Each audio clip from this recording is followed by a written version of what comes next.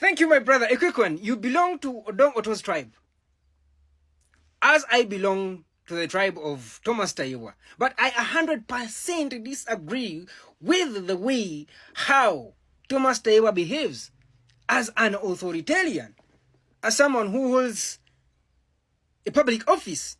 I strongly disagree with that. This is why we have to remind people that no, if Thomas Tayebwa commits any crime or does anything unconstitutional, when he goes to court in the door, that is when the government changes and yeah, the constitution works as how it's supposed to work. But apparently, the constitution does not work as how it is supposed to work because some people, they feel like they are lucky. Some people feel like you know, look at both. Now, someone who was in the scandal of the iron sheets of the people, the poorest people in the country, the Kamaramajongo, is now holding the speakership office. He's the speaker. So both. Where is he from? I want you to see that these are the people that are picked by the regime to be used for their own benefits. And unfortunately, when they get into offices, they forget. Others, they do forcefully, like we know. Some of them approach us and tell us, we are doing this, but we don't like it.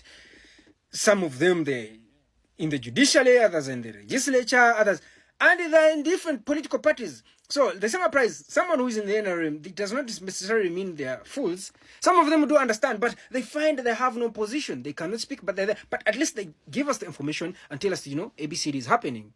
So I want to remind you, my brother, that in Western Uganda, we are suffering more. At least you people have the Odonga Ottos will speak for you. The people of Uganda, they are lucky. They have so many people that speak for them, raising their issues. In Western Uganda, no one is raising issues for us.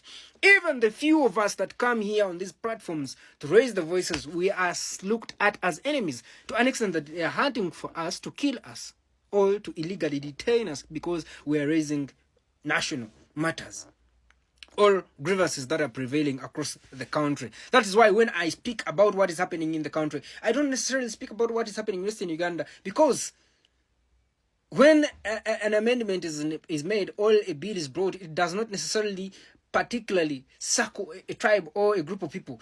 It affects all of us. So this is why we have to come together as Ugandans and get rid of the problem, which is the family of Museveni and those that stand with him to help him